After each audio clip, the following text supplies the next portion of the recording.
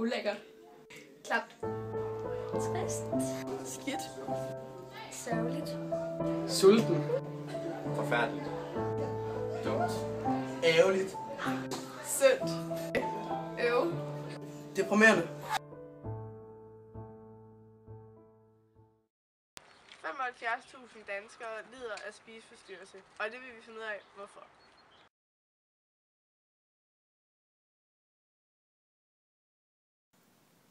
Årsagen til, at man kan udvikle en spiseforstyrrelse, kan være for eksempel mobning, hård barndom, forældres skilsmisse osv.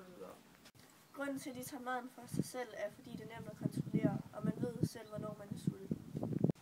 Symptomerne på, at man er ved at udvikle en spiseforstyrrelse, kan være humørsvingninger, lavt selvværd. Man snakker ekstremt meget om mad og vægt, og man skjuler kroppen, og man er meget asocial.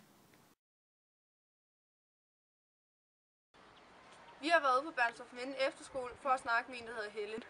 Helle har lidt af spiseforstyrrelser i 9 år. I dag taler Helle med unge mennesker omkring spiseforstyrrelser og hvad konsekvenserne er. Jeg tror, det er meget psykisk betinget, men så er det også, hvis du er så langt nede, at du, hvis du er nede og vejer de der 42 kilo, og du ingenting kan, eller under, måske også før, der er også nogen, der bliver indlagt, når de vejer 47 kilo, men fordi de har brug for meget kontrol, og de ikke kan styre noget, så kan de komme ind der. Det er meget afhængigt af den enkelte.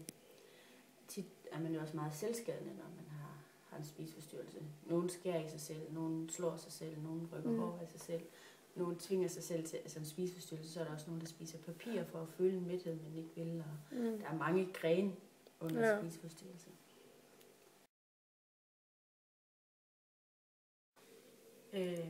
Man kan prøve at konfrontere. Det kan være svært. Det kan være svært at gå direkte hen til kilden og så sige, hov, ved du hvad? Men det er faktisk tit det rareste for personen, fordi så føler man, at man bliver talt til og ikke bliver overset. Ellers så snak med en lærer, som så kan tage kontakt til forældre, og det er også, når man kommer i gymnasiet.